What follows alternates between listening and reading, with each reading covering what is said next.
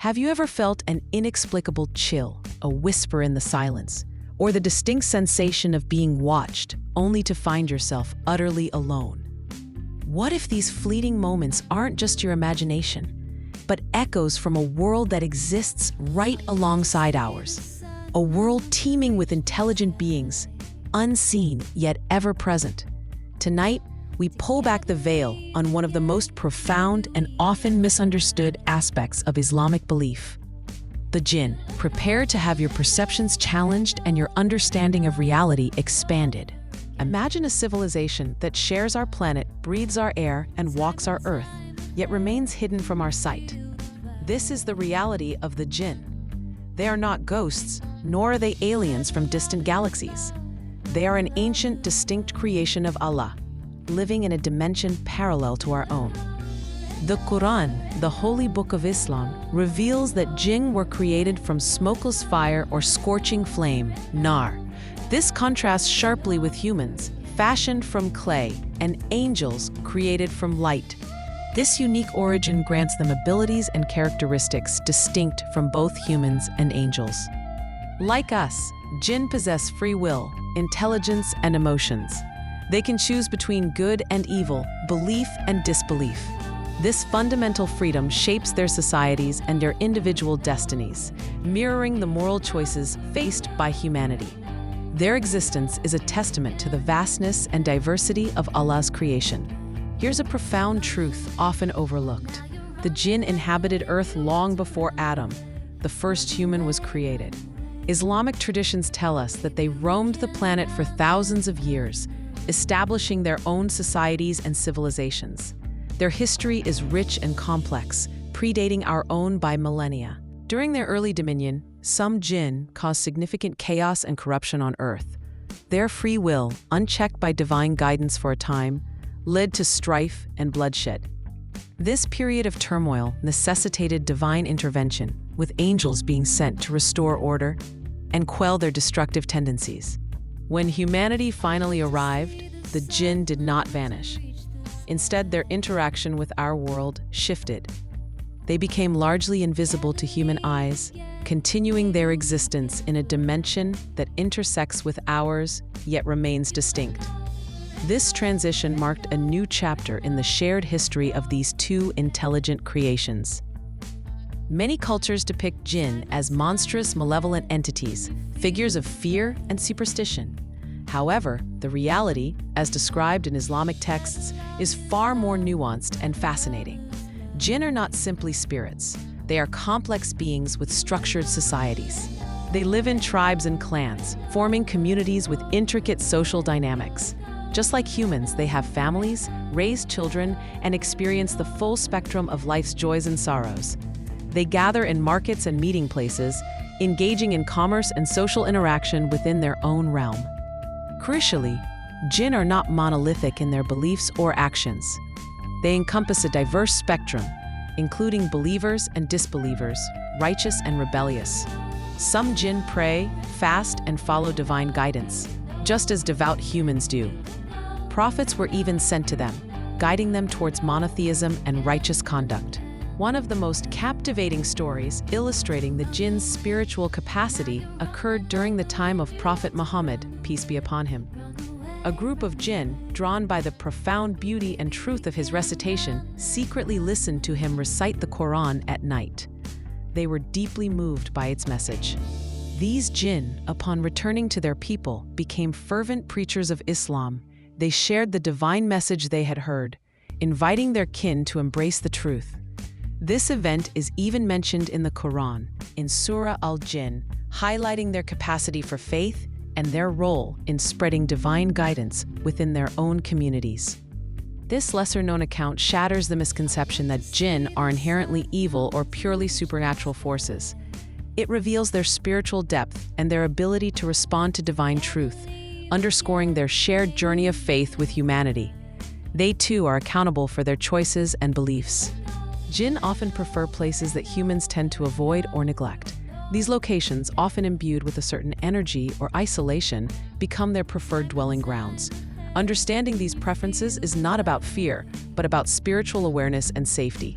commonly cited dwelling places include ruins and abandoned houses, where human presence has receded, leaving a void. Deserts and deep forests, vast and untamed, also serve as their domains. Graveyards, places of transition and solemnity, are another frequent haunt for these unseen beings. More surprisingly, jinn are also associated with places of impurity or transition within human dwellings, such as bathrooms and dark corners. Crossroads at night, points of convergence and decision, are also considered places where their presence might be stronger. These are not mere superstitions, but observations rooted in spiritual tradition. Given the jinn's presence in certain locations, Islamic teachings offer practical guidance for spiritual safety. These are not rituals born of fear, but mindful practices designed to protect and maintain spiritual well-being. They serve as a shield against potential negative influences. For instance, saying Bismillah in the name of Allah before entering washrooms is advised. This simple invocation acknowledges Allah's protection and creates a spiritual barrier. Similarly, covering food and water at night is a practice that safeguards against unseen interference, ensuring purity and blessings. Avoiding unnecessary wandering after sunset, especially in desolate or unfamiliar areas, is another wise precaution. The night is often when the veil between our world and theirs thins, and being mindful of one's surroundings can prevent unwanted encounters. These practices are spiritual safety measures, empowering us with awareness. A fundamental aspect of the jinn's existence is their invisibility to the human eye. While jinn can see humans clearly, we generally cannot perceive them in their true forms. This is a divine decree, a mercy that allows us to live our lives without constant fear or distraction from the unseen. However, this invisibility is not absolute. There are rare instances where Allah, in His infinite wisdom, allows a human to perceive a jinn. These occurrences are exceptional and often serve a specific divine purpose, reminding us of the vastness of creation beyond our ordinary senses.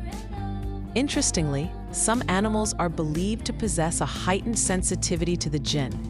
Dogs, for example, are often cited as being able to sense their presence, sometimes barking at seemingly empty spaces at night.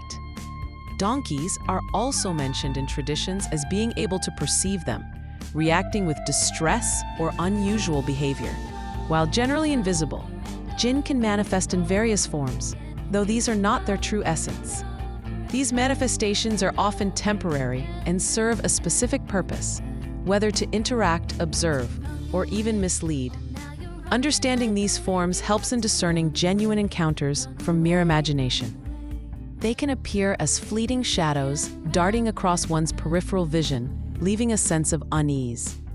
Jinn are also known to take on animal forms, particularly snakes or black dogs, which are often associated with their presence in Islamic folklore. These animal forms are not their true nature, but a temporary disguise. In some rare instances, they might appear as human-like figures, though often with subtle, unsettling differences. Their influence can also be felt through dreams, whispers, or a strong, inexplicable presence. Not every strange experience is imagination. Some are indeed encounters with the unseen, requiring discernment and spiritual strength. One of the most significant figures in the world of jinn, and indeed in Islamic theology, is Iblis. He is often mistakenly identified as a fallen angel, but the Quran explicitly clarifies his origin. Iblis was a jinn. His story is central to understanding the eternal conflict between good and evil. When Allah commanded all creation to bow before Adam, the first human, Iblis refused. His refusal stemmed from immense pride and arrogance. He famously declared, "I am better than him. You created me from fire and him from clay." This act of defiance marked his expulsion from divine grace and his transformation into Shaitan, Satan, the arch-whisperer of evil. It's crucial to understand that not all jinn follow Iblis. Just as humanity has its righteous and its rebellious, so too do the jinn. Many jinn despise Iblis and his ways, aligning themselves with truth and righteousness. The conflict between good and evil transcends species, playing out in both the human and jinn realms. The idea of jinn influencing humans is a concept accepted in Islam, but it's far removed from the dramatic, often exaggerated portrayals in horror movies. Their influence is typically subtle, often through whispers, waswasa, that sow doubt, fear, or temptation in the human heart. Full possession by a jinn is considered extremely rare and is usually linked to specific circumstances. These can include extreme fear, which weakens a person's spiritual defenses, or involvement in black magic, which deliberately opens doors to negative spiritual entities. Disrespecting spiritual boundaries, such as mocking sacred texts or places, can also make one vulnerable. This is why Islam strictly forbids practices that invite jinn interaction. Summoning jinn, using Ouija boards, or seeking power from the unseen are all prohibited. These acts are seen as dangerous transgressions that can open doors to malevolent forces, doors that are often difficult, if not impossible, to close once opened. The jinn are not mere myths or fairy tales. They are a vibrant, unseen civilization, living parallel to ours, sharing the same planet. They are watching, listening, and existing, a testament to the boundless diversity of Allah's creation. Their presence reminds us that our reality is far richer and more complex than what our five senses perceive. Understanding the jinn from an Islamic perspective is not about fostering fear, but about cultivating awareness, respect, and spiritual vigilance. It encourages us to live mindfully, to seek protection in divine remembrance, and to appreciate the intricate tapestry of existence. The next time you feel a strange presence in the silence, or an inexplicable chill, remember this: the world has always been shared. Embrace this knowledge, not with fear, but with wonder and a renewed sense of spiritual connection. Dive deeper into the wisdom of Islamic teachings to understand the unseen. Share this knowledge with others to dispel misconceptions.